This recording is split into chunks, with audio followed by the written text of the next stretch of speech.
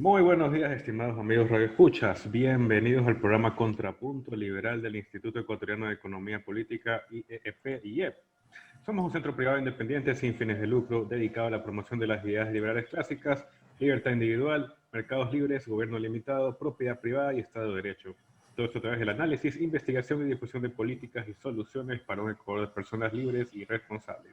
En este contexto, el Foro Libertad y Prosperidad, una iniciativa de nuestra institución, el IEP, ha propuesto, en conjunto con una serie de académicos, expertos económicos y actores políticos, 5 reformas fundamentales para sacar al Ecuador de una de sus peores crisis en su historia y ponerlo en la senda de la prosperidad y el desarrollo en libertad. Una de esas reformas es el tema que vamos a discutir hoy día, la reducción del tamaño del Estado. Así damos paso a nuestros invitados. Primero tenemos a Jorge Calderón. Muy buenas tardes, Jorge.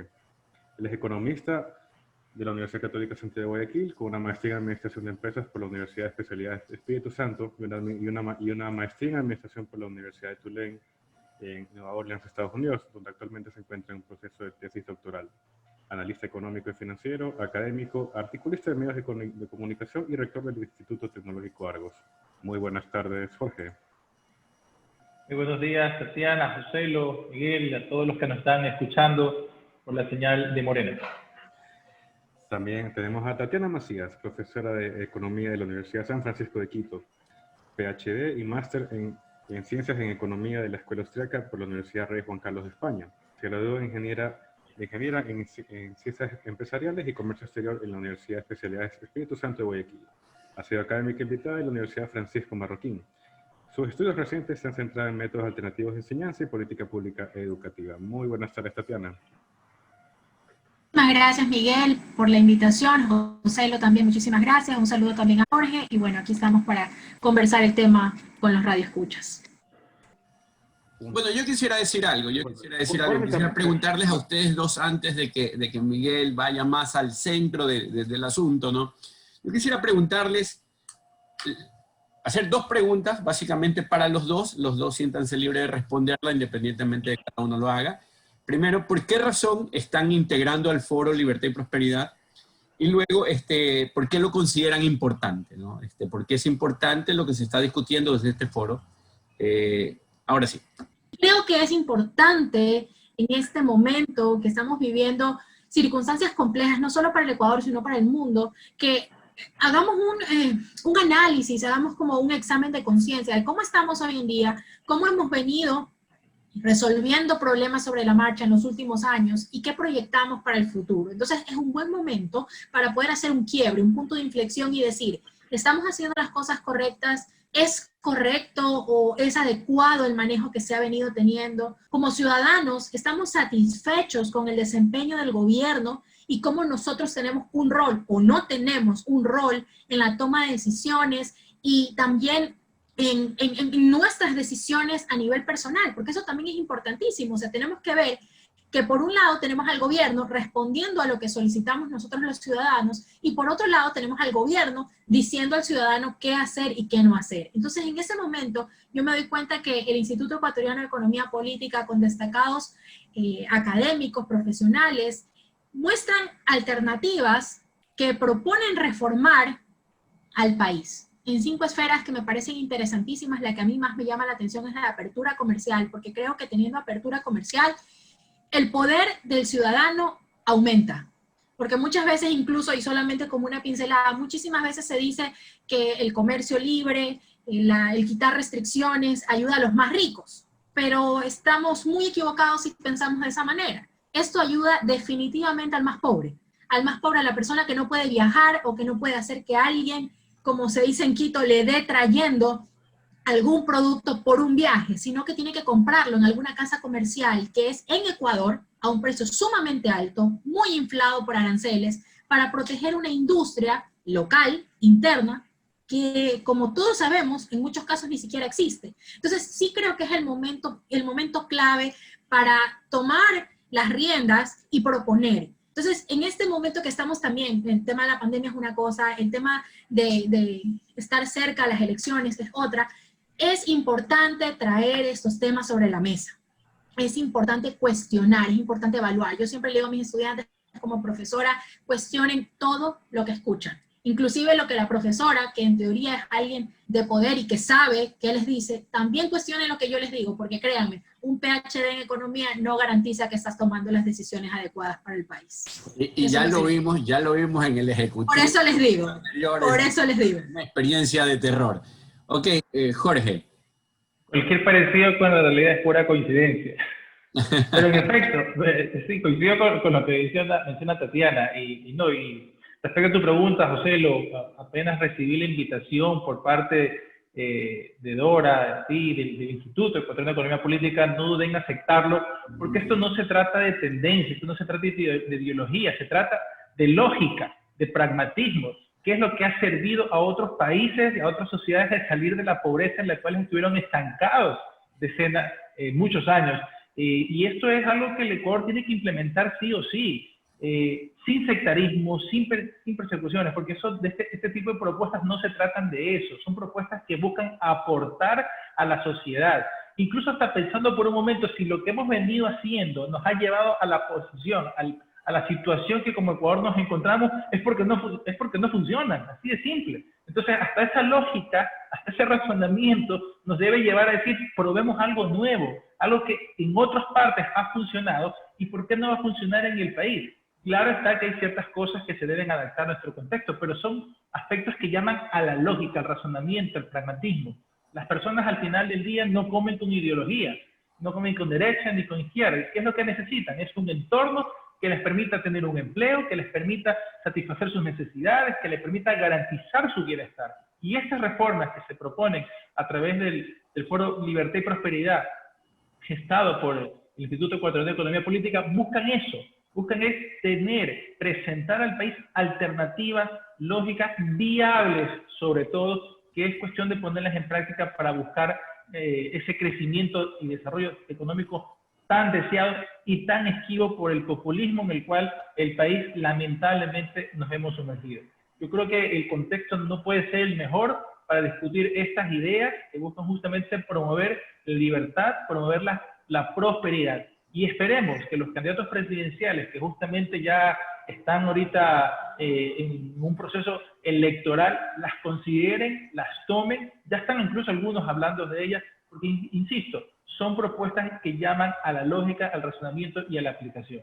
Y que esperemos que en el Ecuador en el 2021, que tenemos otra oportunidad más para poder enrumbar los caminos políticos del país, sea en función de unas propuestas creíbles, unas propuestas que realmente se puedan hacer. Ya no votemos por el de los ojos bonitos, por el de la mejor sonrisa, ni porque el más grita, ni porque el más sale en televisión.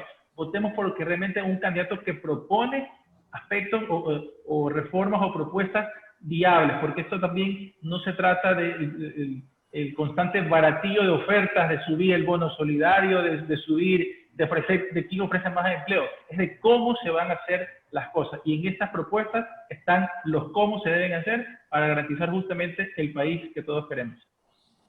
Bueno, yo coincido con lo que han dicho ambos. La verdad, se trata de una alternativa de reformas seria que propone el Foro Libertad y Desarrollo al país, una iniciativa que surge desde el Instituto Ecuatoriano de Economía Política gracias a conversaciones con Franklin López, Gabriela Calderón, Dorita de Ampuero, Pedro Romero, director de maestrías de la USFQ, y quien les habla, José Andrade, director del Instituto Ecuatoriano de Economía Política. En todo caso, este es un producto, es un foro que lo que intenta es debatir y promover una serie de reformas que son necesarias, que fueron necesarias antes de la pandemia, que enhorabuena se hubiesen adoptado antes de tal manera que hubiésemos enfrentado mejor esta situación, ¿ya? Pero que ahora se hacen impostergables, que ahora son mucho más necesarias que en el pasado, dadas las circunstancias en las que nos encontramos. La verdad, como decía Tatiana, hemos ido tratando de resolver los problemas del país, la verdad no se ha hecho bien, no se adoptaron las soluciones adecuadas en el pasado,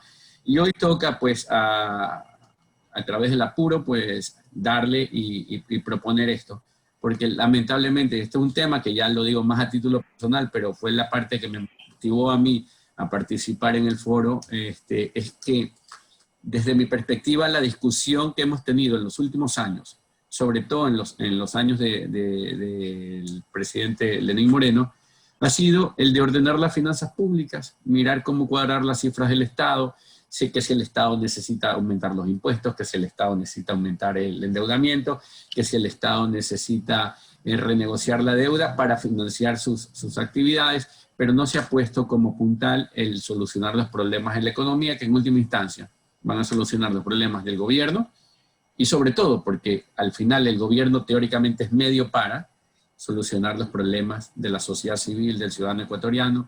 Los ecuatorianos no queremos a un gobierno que esté ahí para que nos exprima, queremos un gobierno que nos sea útil, ¿ya? Y sin embargo nos es inútil cuando se vuelve una carga. Así que lo que debemos hacer es aliviar esa carga, y por eso pues este tema puntual que estamos tratando el día de hoy, Claro, el de la reducción del tamaño del Estado, el de la racionalización del gasto, del poder escoger, ¿no? En qué se debe gastar y en qué no se debe gastar.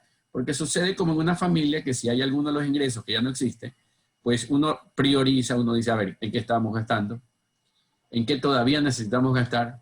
¿Qué podemos dejar de lado? ¿Qué necesariamente necesitamos eliminar tal vez por siempre? ¿Y qué podemos postergar al menos hasta que las cosas mejoren? Y mientras eso es así, nosotros debemos hacer un examen serio de en qué se está gastando, cuáles son las razones de este gasto, y desde la propuesta pues se ha planteado presupuesto de base cero, se ha planteado incluso un impuesto sobre la renta único, de tasa única, un impuesto flat, se ha planteado reducir el tamaño del Estado, se ha planteado incluso reducir los ingresos del sector público, exceptuando tal vez el tema de salud, el tema de educación, el tema de seguridad. Bueno, ¿cuál es su opinión, cuál es su comentario al respecto? ¿Qué le pueden explicar a las personas que nos están escuchando en Contrapunto Liberal? ¿cuál es el tamaño real del Estado en relación a la economía en estos momentos? ¿Y han servido las actuales políticas de recorte y austeridad en relación a las instituciones o al gasto público? Eso lo dejo como preguntas para nuestros invitados. Miguel, partiendo de tus preguntas, con lo que menciona José, el tamaño del Estado creció enormemente. En el 2006 representaba un 11.40% con respecto al PIB, y para el 2018 ya representaba casi el 29%. ¿Y por qué digo hasta el 2018? Porque los esfuerzos entre 2019 y 20 de reducir el tamaño del Estado no se han hecho evidentes. El gobierno en su último anuncio dijo que iba a reducir 4.000 millones de dólares y apenas lo habrá reducido a 1.100, 1.150 millones. Es decir, pero eso sí, para pasar la factura al sector privado, ahí sí ahí es número uno para hacerlo, pero no en ajustarse el cinturón. Y también siempre hemos sido exponentes en ese sentido en distintos espacios de que el tamaño del Estado tiene que reducirse en aquellos sectores donde ya es evidente el exceso de burocracia, el exceso de tramitología, donde hay duplicidad de esfuerzos. No tocar el sector salud, no tocar el sector educativo, porque son importantes, son los pilares justamente para ese desarrollo que se quiere en el país. Entonces, vemos cómo los gastos totales subieron en 4 veces, entre el 2006 al 2018, los gastos corrientes se incrementaron en 3.2 veces, con respecto al PIB, del 11.40% en el 2006 al 15% los gastos corrientes. Pero uno puede decir, pero porcentualmente suena poco. Veámoslo en millones de dólares. El PIB en el 2006 era 60.000 millones aproximadamente, entonces un 11% viene a ser 6.600. Pero el 15% ya después son de 100.000 millones, entonces ya estamos hablando de 15.000 millones. Es decir, realmente son cifras abrumantes de cómo el gasto público se incrementó sin mayor soporte, más que todo por un tema de compromisos políticos, ideológicos, de contratar gente. Entonces, son cosas que ya deben dejar de pasar. Es decir, el país ya debe enfocarse en realmente ir creciendo en tanto en cuanto vaya en su capacidad de producción de la economía, en su capacidad incluso de endeudamiento también. Son varias aristas. Pues solo mencionaba el tema de los impuestos. Me parece viable, o mejor dicho, me parece interesante que se plantee algo distinto a lo típico de subir impuestos.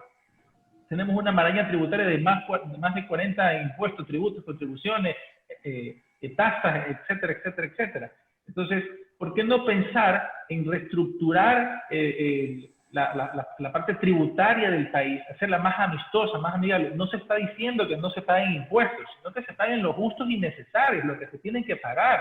Una tasa única de impuesto a la renta me parece pertinente. ¿Por qué en unos temas sí hablamos de igualdad y por qué en otros temas no queremos hablar de igualdad si consideramos el concepto de igualdad que tanto promulgan los dos últimos gobiernos? Seamos iguales ante la ley en todo sentido. ¿Por qué el que tiene que pagar debe pagar más? Entonces, esto yo creo que ayudaría mucho a sincerar la economía, de que todos están iguales, todos tengamos el mismo tratamiento ante la ley y específicamente las leyes tributarias. Pensar en reducir el impuesto de valor agregado, el IVA, a una tasa del 12 al 10%. Vemos lo que están haciendo muchos países buscando, bueno, ahorita más que todo por el tema de pandemia, pero la idea es reactivar el consumo de las personas. Si nosotros nos ponemos a pensar por un momento, ¿cuál es el propósito de los impuestos? Redistribuir la riqueza. Entonces, si el Estado ha sido ineficiente redistribuyendo la riqueza, dejemos en las mismas familias, en las mismas empresas que se encarguen de redistribuir esos recursos que irían al gobierno captados vía impuestos, distribuirlos a través del consumo. Yo creo que hay mejores logros, mejores resultados en ese sentido. Esperemos que este tipo de propuestas vayan justamente de la mano. El gobierno haga su tarea, ya no puede ser un Estado que siga engordándose cada vez más, ya no hay recursos para sostenerlo. Y aunque los tuviéramos, es también el momento para optimizar y ser más eficientes en el uso de esos recursos que vayamos a tener. Perfecto. Tatiana. Gracias, Miguel. A mí me gustaría acotar a lo que menciona Jorge, que primero que nada debemos analizar cuál es el incentivo del Estado para bajar impuestos. Creo que, bueno, son muy pocos si es que llegamos a reconocer alguno. Y es parte de la acción humana, es parte de que las personas seamos personas racionales, pensantes, el actuar bajo incentivos. Entonces nosotros como personas respondemos a eso, tenemos una motivación para actuar de X o Y manera, pero en el Estado funciona muy distinto. Entonces, muchas veces nosotros tratamos de entender ¿por qué el gobierno no acepta estas políticas? A mí los estudiantes me dicen en la clase, Tatiana, pero si es tan sencillo decirles, a ver, baje el impuesto, por ejemplo, al valor agregado, que la gente tenga más dinero en su bolsillo para decidir ellos mismos en qué lo utilizan mejor. Así sea que se equivoquen, pero poco a poco se va aprendiendo. Y mejorar la situación del país. Es tan sencillo. Mis estudiantes me dicen, Tatiana, es 1 más 1 igual a 2. Pero cuando ya comenzamos a indagar más a fondo, vemos que el incentivo del Estado de bajar los impuestos es casi que nulo. ¿Por qué? Porque más bien se responde a una política keynesiana donde se cree que por más gasto público, por más asistencialismo que haya, más vamos a tener una sociedad mejor o contenta, que no son la misma cosa. Y una cosa importantísima que empata aquí es el tema de que cuando hablamos del manejo de un país a través del gobierno, estamos hablando de la economía, que gira de la mano, o va de la mano también del manejo de un hogar, pero a mayor escala.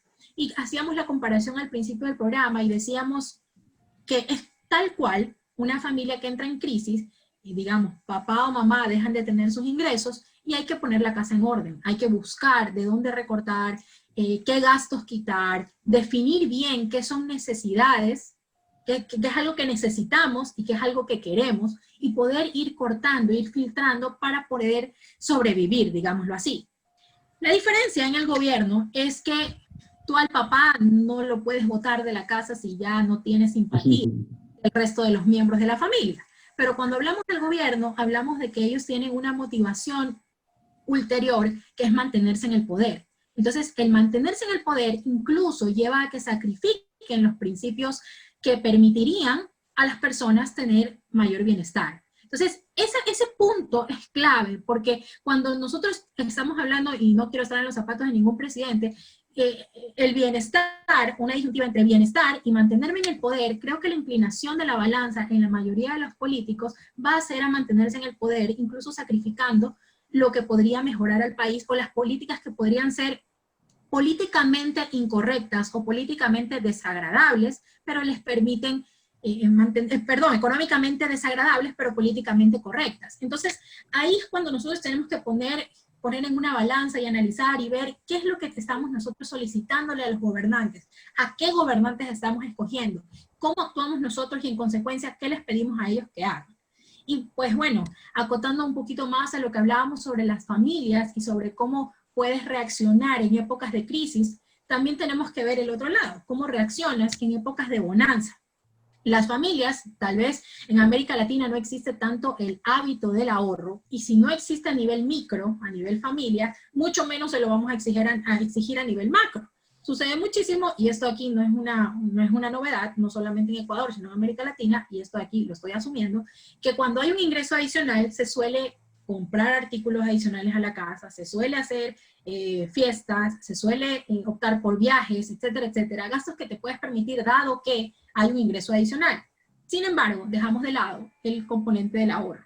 Y otra cosa que dejamos de lado también, o que caemos en el error de hacer, es en presupuestar los siguientes periodos basados en el ingreso extra que tenemos. Y eso fue un error muy grande que hizo el gobierno ecuatoriano en los últimos años, cuando estábamos gozando de una bonanza petrolera, que era una época de vacas gordas, y pensamos que íbamos a estar con las vacas gordas todo el tiempo. Pensamos que siempre íbamos a tener un precio del petróleo bendecido, y no íbamos a regresar a una situación normal o convencional, porque nosotros dijimos, bueno, es bonanza, y pensamos, o hicimos creer incluso a la población, que ese era el precio del petróleo. Y después no se habló de regresar al precio normal, sino que se habló de bajada del precio del petróleo, que aunque no lo crean, ese tipo de cosas confunden. Y no es primera vez que nos sucede, y la historia es cíclica. Por ahí revisaba un artículo de Gabriela Calderón en El Universo, que menciona que en 1965, cuando recién estábamos empezando todo el boom petrolero con el general Guillermo Rodríguez Lara, se ocupaba más o menos el 10% del PIB en términos de tamaño del Estado. Y después, para 1980, cuando ya tuvimos gran boom petrolero, se ocupó más o menos el 23%. Entonces se duplicó el tamaño del Estado. Y esto de aquí se ve traducido en que en 1950 teníamos aproximadamente 26 organizaciones o instituciones públicas. Y para 1980 llegamos a tener 99.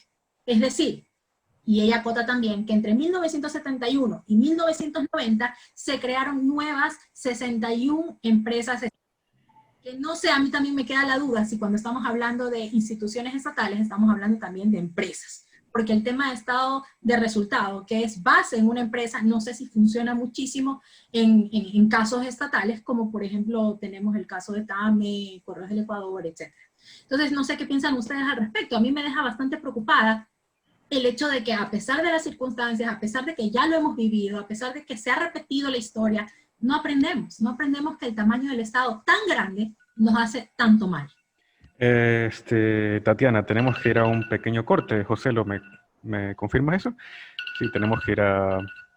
Bueno, en efecto, en este momento vamos a un corte comercial. Estamos en su programa Contrapunto Liberal del Instituto Ecuatoriano de Economía Política. Espérennos.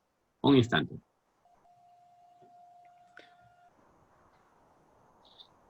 Ok, hemos vuelto a su programa Contrapunto Liberal del Instituto Ecuatoriano de Economía Política. Estamos emitiendo en este momento desde Radio Morena, como todos los martes, de 9 a 10 de la mañana, con invitados especiales, con Tatiana Macías, con Jorge Calderón, amigos del instituto, académicos, representantes del pensamiento y de las reformas adecuadas para este país, porque la verdad no solamente es que son parte del Foro Libertad y Prosperidad, sino que son personas que han venido durante años sosteniendo que hay unas reformas que de adoptarse podrían mejorar el entorno económico, podrían mejorar los resultados y el desempeño económico de nuestro país. Escuchaba con atención lo que decía Tatiana y Jorge, pero la verdad es que tenía a mi mano también el tema de en qué se está gastando, ¿no? Y por ejemplo, nosotros tenemos la Secretaría Técnica de Juventudes. Me pregunto yo, honestamente, ¿qué es lo que hace esa secretaría? Tenemos la Secretaría Técnica de Planificación Técnica. Planifica Ecuador. Tenemos el tenemos el Instituto de Fomento de Talento Humano, tenemos el Instituto de Cine y Creación Audiovisual. Yo creo que si ese dinero lo ponen en la universidad, de repente tenemos una facultad más simpática, en lugar de tener un instituto de por sí gastando. El Instituto Ecuatoriano Agencia de Regulación y Control Postal. O sea, la verdad que esto... Hay Correos del Ecuador. O sea, honestamente no tenía sentido en el pasado, pero ahora que todo es emails o que hay un DHL o un FedEx, no tiene sentido que el Estado esté metiendo las manos y regulando de paso este tipo de cosas. Tenemos el Consejo Nacional para la Igualdad de Género. Yo no sé, la verdad es que por lo menos sospechoso, desde donde se hacen, yo creo, una serie de cosas que no deberían estar ahí en agenda. Tenemos el Consejo Nacional para la Igualdad Intergeneracional. La verdad es que yo creo que todos debemos ser tratados de la misma manera ante la ley. Me parece que ese es el principio. Pero en todo caso, todavía hay mucho espacio para recortar, ¿ya? No se debe gastar en lo que es innecesario. Estas entidades y otras más, si miramos un poco más a fondo, no tenían mayor razón de ser en el pasado. Pero menos razón tienen cuando las cosas se ponen críticas, y este es el momento de hacer el listado de en qué estamos gastando y dejar de lado aquello en lo que no debimos haber gastado nunca y que peor bajo estas circunstancias tendríamos que revisar, ¿no? Eso más allá de saber que el Estado siempre ha sido un pésimo gastador, ¿no? Si no, miremos esa refinería El Aromo, esos 1.600, 1.800 millones de dólares en aplanar un piso, como que se hicieron, que iniciaron en un lugar y terminaban en nada, ¿ya? O aeropuertos que se crearon en lugares donde no despegan vuelos, a los que les creció monte. Yo mismo incluso tuve oportunidad en algún momento de ver un hospital que en ese momento parecía mítico, porque era como llegar a un lugar y ver cómo el monte le había crecido al hospital. O sea, se inauguró y luego lo que surgió ahí fue que creció un monte. Y nada más que eso, o sea, el monte lo atravesó. El Pinar de Pedernales. Como en una película, o sea, oye, mira, a veces perdió en el tiempo, así como que si hubiera sido Chernobyl, ya tuve... no sé si, enhorabuena, luego se rescató, pero yo fui testigo presencial de eso, de una estructura que había costado algunos millones de dólares, y la cual le creció un monte como si hubiésemos abandonado la ciudad. En todo caso, hay mucho de despilfarro, hay mucho que reorientar, hay mucho que pensarse a la hora de achicar el tamaño del Estado, y no solamente por una operación necesaria, sino que el Estado es carga para el sector privado. Un sector privado que en este momento tiene problemas mucho más dramáticos que los que tuvo en el pasado. ¿Ya? Nosotros, antes de la pandemia, ya asistíamos a una recesión importante, ya no estábamos creciendo. Los ecuatorianos, teníamos 4 de cada 10 ecuatorianos que estaban trabajando en el sector formal de la economía. En este mismo momento, 2 de cada 10 ecuatorianos están trabajando en el sector formal de la economía. Y la pregunta es, ¿hasta cuándo debemos esperar para que ya se tome en serio que hay que cambiar las cosas, al menos en la forma en que lo estamos haciendo? Porque no funcionó. O sea, y la verdad me llama mucho la atención, esto lo dejo ahí como para la discusión. ¿Qué más tenemos que esperar? Si ha caído una pandemia global y todavía no somos capaces de decir, bueno, si hay que recortar un poco. O sea, ni con pandemia, ya, ¿qué es lo que necesitamos ahora? Que caigan las 7 plagas, que nos choque un meteorito para que digan, bueno, ahora sí vamos a eliminar un 5% más. Adelante. Mira, retomo el ejemplo que dio Tatiana de la familia. El gobierno al final del día es eso, por así decirlo. Tiene unos ingresos, tiene unos gastos y tiene que actuar con la lógica. Y tú dejaste algo que no lo tocamos, pero dejaste algo en el tintero, el presupuesto base cero. Es decir, ¿por qué seguimos? ¿Por qué estamos como estamos? Es decir, nos preocupamos, bueno, voy a gastar esto y después veo de dónde saco el dinero para cubrirlo. Si siempre vamos a estar con esa lógica, vamos a estar siempre endeudados y siempre con déficit. Ojo, y endeudarse no es malo. Lo malo es para que utilice la deuda. Entonces, si yo utilizo la deuda como la he venido utilizando para cubrir el gasto corriente, para tapar deuda vieja con deuda nueva y patear al siguiente gobierno, vamos a estar así. Es decir, nuevamente regresamos. Estas propuestas, entre ellas justamente reducir el tamaño del Estado, apuntan a eso. Es lógica. Determine primero sus ingresos y sabe hasta dónde puede llegar con sus gastos. Ahora, con lo que tú mencionabas, esta serie de instituciones, es lo que comentaba al inicio, de todas estas superpuestas, unas sobre otras se juxtaponen, al final complican la actividad empresarial, la actividad incluso de la relación del ciudadano con el mismo gobierno cuando quiere hacer algún tipo de trámite, porque es un enredo total. Es decir, que el Estado sea del tamaño que tiene que ser con la economía. Tenemos incluso hasta más servidores públicos con respecto a estados de Estados Unidos. Es decir, es impresionante. Es decir, y con menos población todavía. Es decir, ahí vemos cómo somos ineficientes hasta para eso.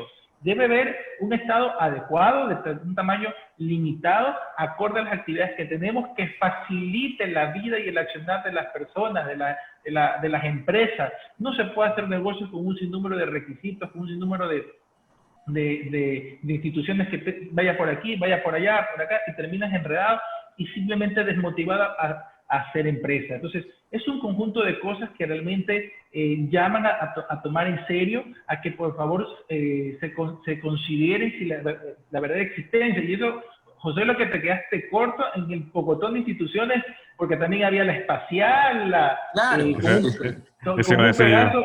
Que hubo un pedazo que ni siquiera subió 3 cuadras y se desplomó, y bueno, cerrando un poco, pero en todo caso, fijémonos en lo que realmente es importante para nosotros como país. Yo he tenido la oportunidad de estar muchos años en educación y recuerdo hace un tiempo, cuando fui director de investigación en una universidad, que el gobierno en ese tiempo quería hacer vacunas.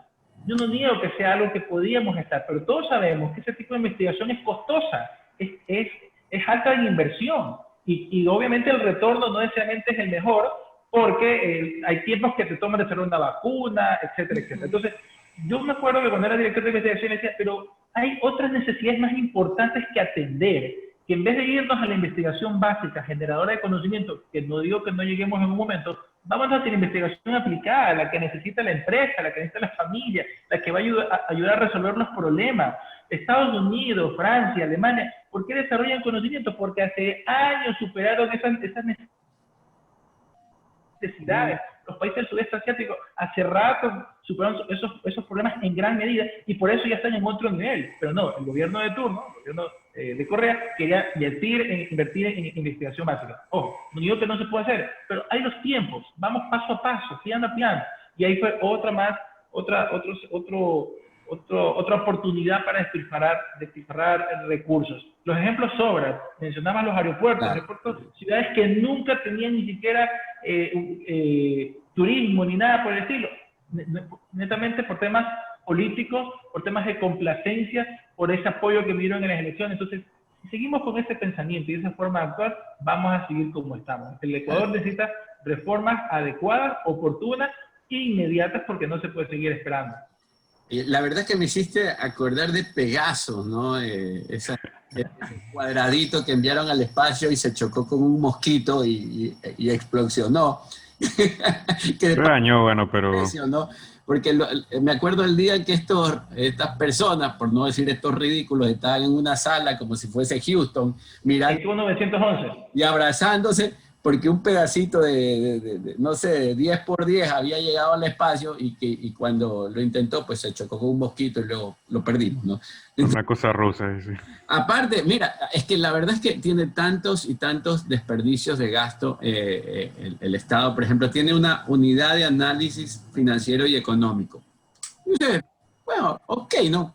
Pero es que eso no podría estar en el Ministerio de Finanzas ya contenido. En Fiscalía, tal vez. O sea, yo que estoy a favor de cerrar el Banco Central, que no podría hacerlo el Banco Central, al menos mientras tanto, o no sé, o la super de banco, unidad de análisis económico y financiero, por Dios. Por último, ¿sabes qué? Si necesitan ese tipo de información, pídenla a las universidades tienen centros de investigación económica, ¿ya? Que perfectamente podrían surtirles desde la academia, sin intereses políticos, información que el gobierno requiere, de tal manera que tendríamos una mejor utilización de los recursos, tanto universitarios como los recursos de acá, que no se destinarían a eso cuando ya existe potencialmente la información. Perfectamente puede haber colaboración entre gobierno y universidad. El gobierno le dice, mira, estamos queriendo orientarnos en este sentido, queremos dirigirnos allá. ¿Qué opinión tiene la academia? ¿Qué opinión tiene su universidad?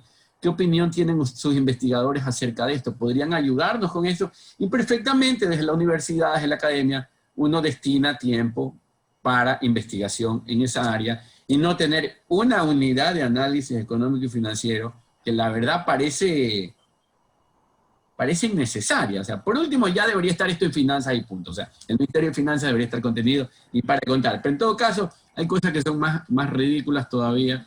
Y así como en el pasado, pues cuando teníamos a este señor que abrazaba árboles, andaba en bicicleta y nos contaba sus historias. Y bueno, y que en algún momento tuvo un buen programa de televisión muchos años atrás, pero ocaso de su vida, diría yo, se dedicó a abrazar plantas y cosas por el estilo. En todo caso, es definitivo, necesitamos priorizar el gasto porque nos encontramos ante una situación importante, ya ante una crisis no inédita, ya a la crisis anterior se añade la existencia de una pandemia. En este momento los mercados no están operando como normalmente lo hacen, me refiero a los mercados internacionales, la demanda internacional ha caído, por lo tanto nosotros estamos exportando mucho menos, ¿ya? En este mismo momento el sector privado se encuentra muy golpeado, y no solamente que está muy golpeado, sino que adicional, de manera casi artificial, hay sectores que perfectamente podrían estar operando y están artificialmente cerrados, ¿ya? Escuchaba el otro día en un programa radial, mientras me trasladaba de un lugar a otro, pues que desde el municipio estaban pensando en otorgarse permisos a quienes cumplían con determinadas cuestiones. O sea que si por ahí había alguno que no estaba cumpliendo en este momento con las regulaciones existentes, pues de paso lo iban a cerrar. O sea, a alguien que está haciendo esfuerzos extraordinarios por sobrevivir.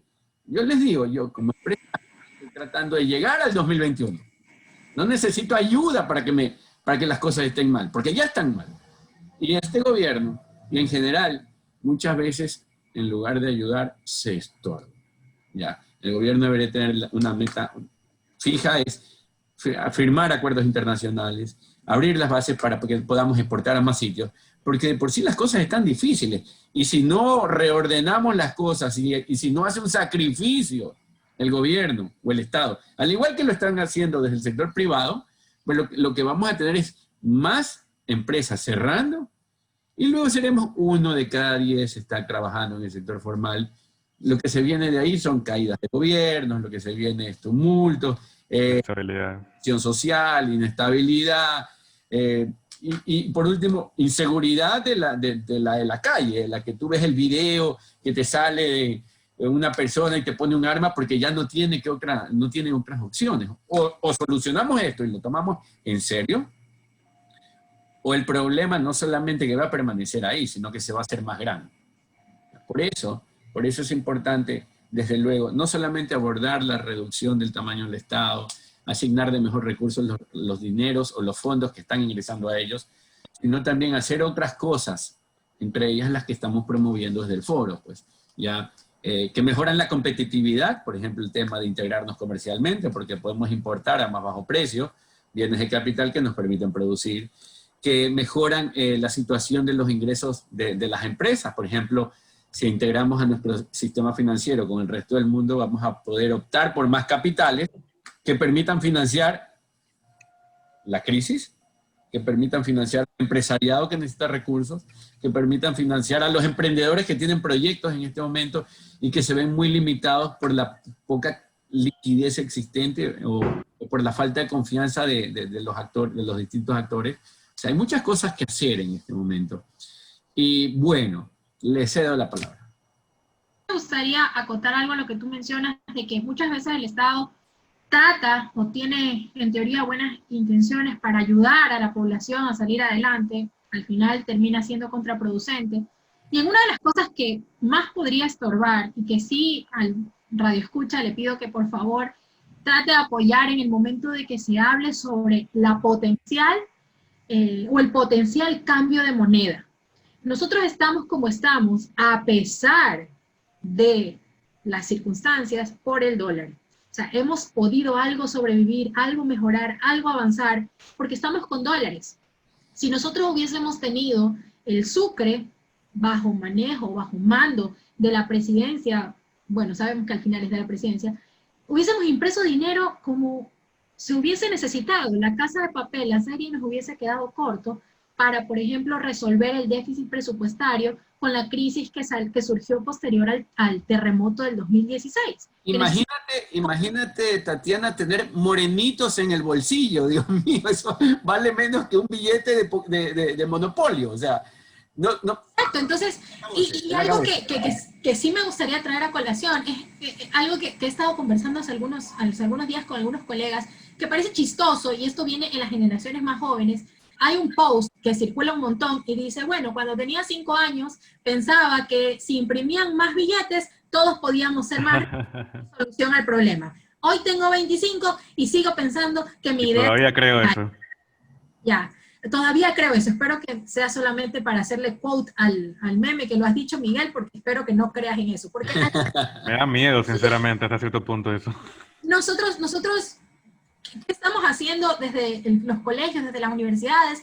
Tenemos que explicar la inflación, tenemos que explicar el poder que tendría el Estado o el poder que tenía el gobierno de turno en el caso de que pudiesen manejar la moneda. Lo gravísimo, lo peligroso, lo garrafal que podría ser que tengan una llave tan valiosa como la de la maquinita que imprime dinero, que imprime billetes, porque al final del día imprime papeles, que nosotros por confianza en esa moneda o en la institución de la moneda aceptamos a cierto valor.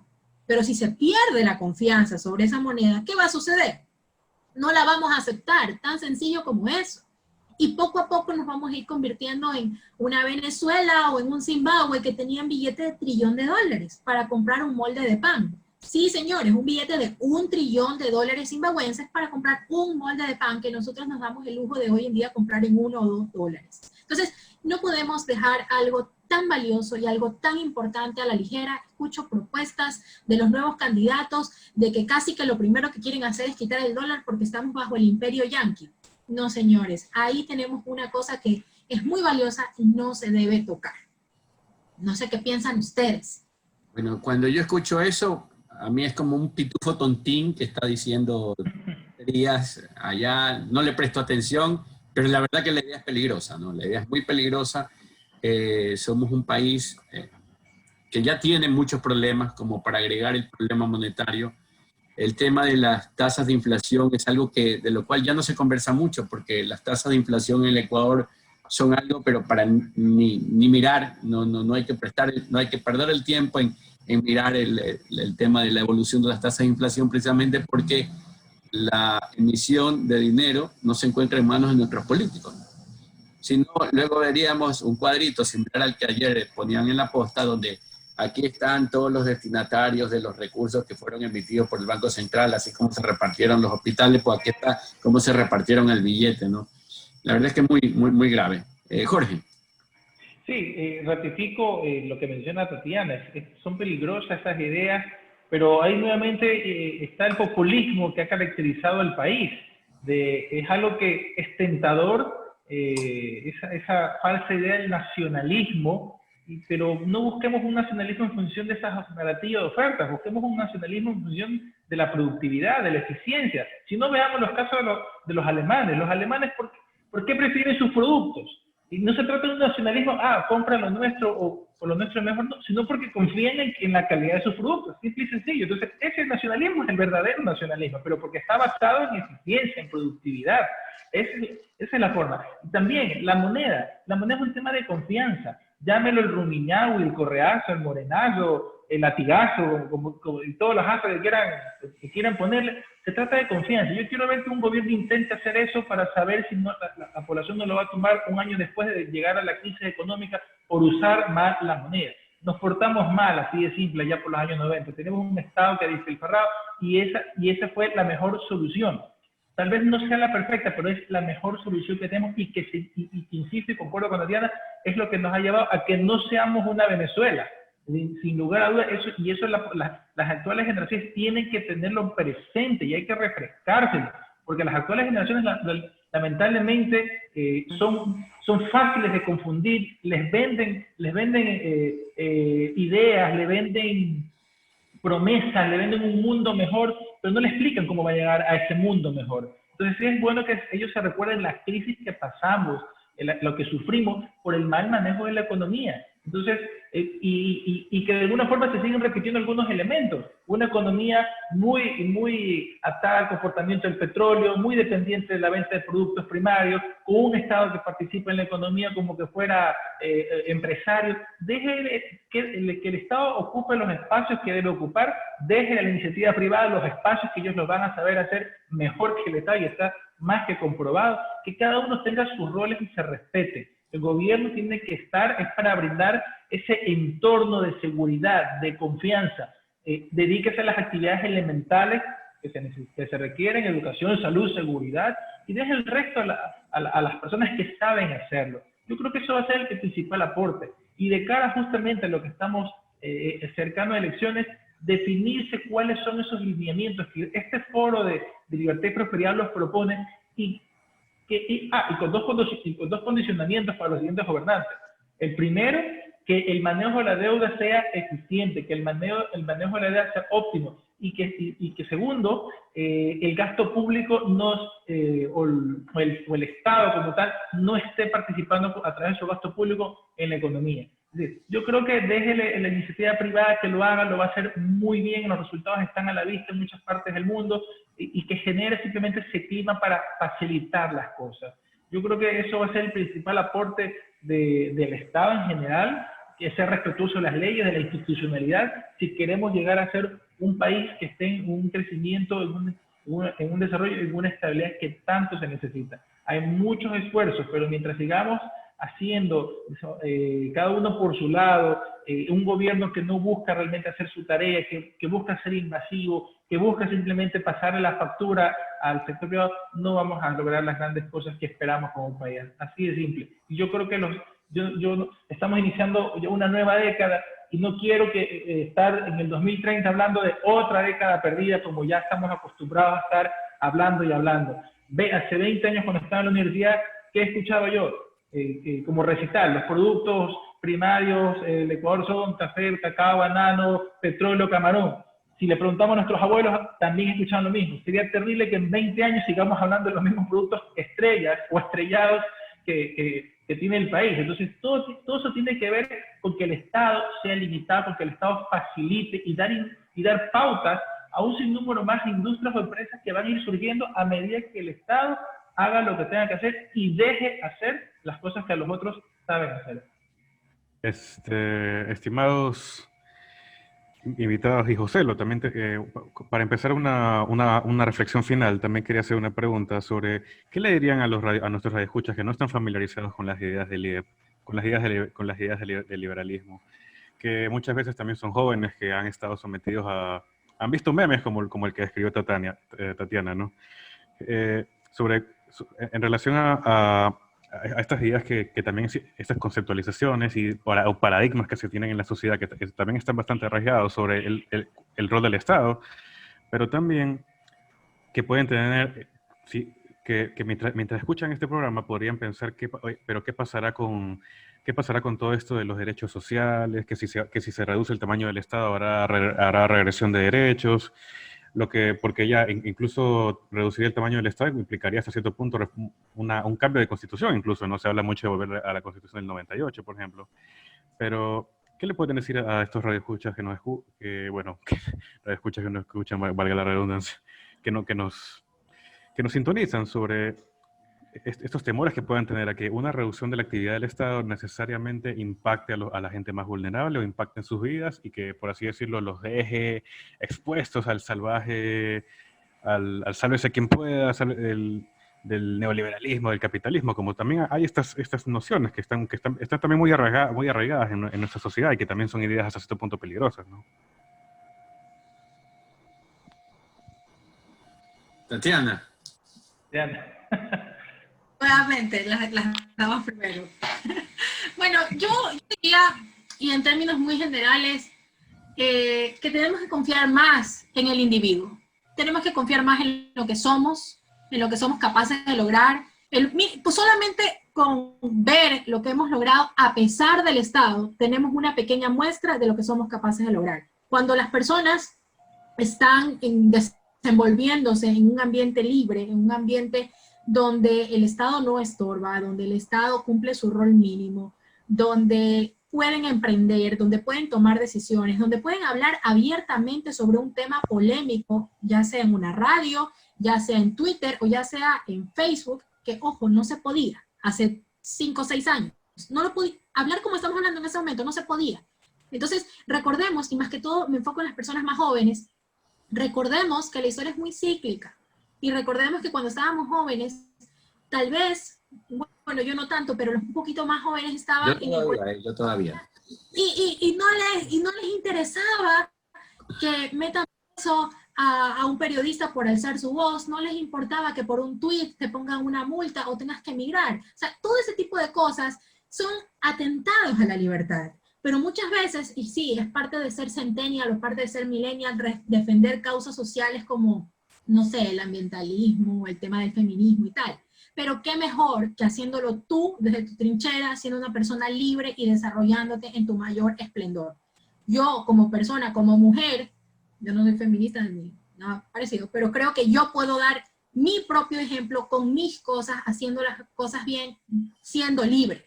Pero si me coartan todo, yo no puedo funcionar. Entonces, creo que debemos confiar más en nosotros mismos, podemos lograr muchísimas cosas y no necesitamos al papá de Estado que nos esté cuidando todo el tiempo ni nos esté diciendo, sí, haga eso o no, no haga esto. Tenemos bastante potencial, eso es lo que yo podría decir. Perfecto. Jorge. Retweet a todo lo que mencionó Tatiana y agregar justamente que a los jóvenes, lo mencionaba, hay que recordarles el pasado. A veces esas baratillas de ofertas suenan muy bonitas, muy rimbombantes, van a salvar el mundo y por ahí quieren coger al centennial, al milenio, que es fácilmente convincente por esas causas nobles.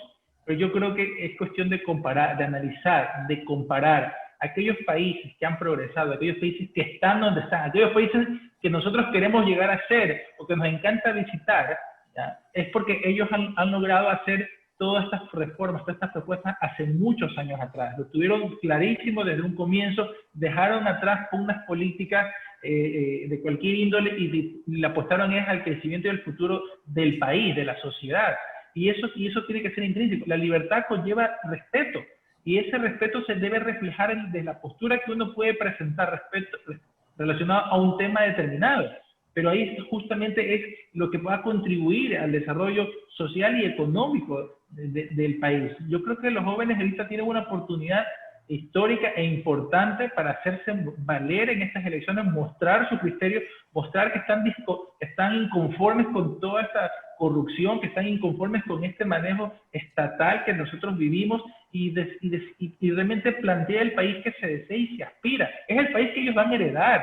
Y nuestra generación lamentablemente le está dejando una carga pesada, pero no es porque hayamos querido, sino porque el Estado nos limitó justamente muchísimo. Ellos no recuerdan, muchos eran niños cuando teníamos un gobierno opresor, un gobierno que no dejaba pensar que si tú opinabas distinto te mandaba el SRI, te mandaba relaciones laborales, te mandaba IES, te mandaba todo. Esas persecuciones existieron. No permitamos que vuelvan a llegar esas persecuciones. Si tenemos libertad para expresarnos, sabemos también que somos responsables por esa misma libertad si queremos mantenerla. Entonces, no nos dejemos llevar, mencionada por los ojitos bonitos, por lo que más sonríe, por los ventrílocos que están ahí presentes en una papeleta electoral, sino por quien tiene propuestas concretas, propuestas serias, que te dice el cómo las va a hacer, que no solo te dice voy a hacer esto, sino el cómo lo va a hacer, porque suena muy bonito subir el bono solidario de 35 a $150, a 200, ¿cómo lo va a hacer? ¿Cómo, ahora que no tenemos recursos, cómo lo va a justificar?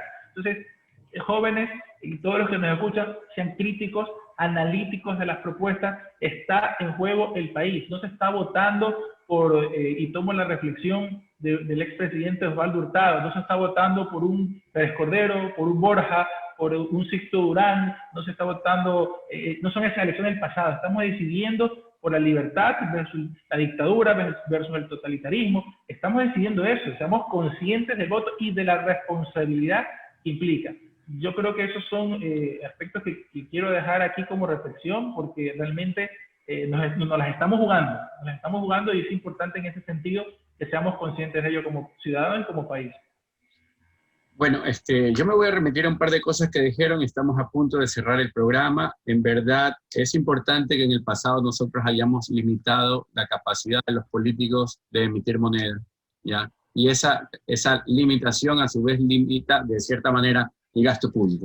Esa fue una buena camisa de fuerza, necesitamos hacer esfuerzos adicionales, por eso hoy por hoy hablamos de la reducción y la reorientación del gasto público.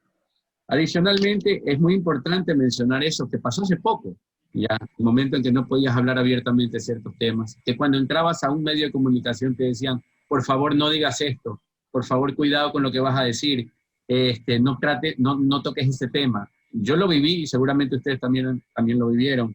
Ya. así no lo iba a mencionar, pero es mejor a una mujer femenina que feminista, porque la verdad es que regularmente las feministas se ven muy poco femeninas. Ok, y por último, o casi llegando al final, esas mismas reformas que en este momento estamos proponiendo para Ecuador, el tema de ajustar las finanzas públicas, de equilibrarlas de manera adecuada, de manera sana, de gastar en lo que se tiene que gastar y no en lo que no se debe, y adicionalmente el hecho de integrarse al mundo, de tener un sistema laboral más abierto, de integrar nuestro sistema financiero al del resto de la economía, y tener un sistema de pensiones que nos permita ahorrar realmente para la vejez. Son cosas que ya se han hecho en otras economías, particularmente, por ejemplo, los acuerdos de Maastricht, que dieron lugar a la Unión Europea, son acuerdos que los países desarrollados que se autoimpusieron a sí mismos, o que llegaron a acordar precisamente para estar donde están. O sea, el progreso no es algo que se logra porque sencillamente hay un discurso. Hay acuerdos y hay una ruta que tiene que seguirse, una ruta que necesariamente debemos comenzar al día de hoy. Por último, llegando al final del programa, agradecerles a Tatiana y a Jorge por haber compartido con nosotros este espacio. Ellos son miembros del Foro Libertad y Prosperidad. A Miguel, quien acertadamente ha conducido este programa, y a todos aquellos que nos están escuchando, ¿ya? Si desean conocer más sobre el contenido de la propuesta del Foro Libertad y Prosperidad, si desean adherirse a ella ciudadanamente, como persona que dice, yo también creo en estas reformas, pueden hacerlo acercándose a la página del Instituto Ecuatoriano de Economía Política, www.iep.org.es, www.iep.org.es, y encontrarán una pestaña que dice Foro. Ahí podrás leer el documento completo, su versión resumida, e incluso adherirte a esta propuesta, respaldándola, para que los ciudadanos le digamos a los gobiernos y a los futuros candidatos, este es el país que queremos y estas son las reformas que lo pueden hacer posible. Con esto me despido y agradezco a nombre de los que están aquí presentes por habernos escuchado. Muy buenos días, estimados amigos. Este fue Contrapunto Liberal, Instituto Ecuatoriano de Economía Política. Muchas gracias.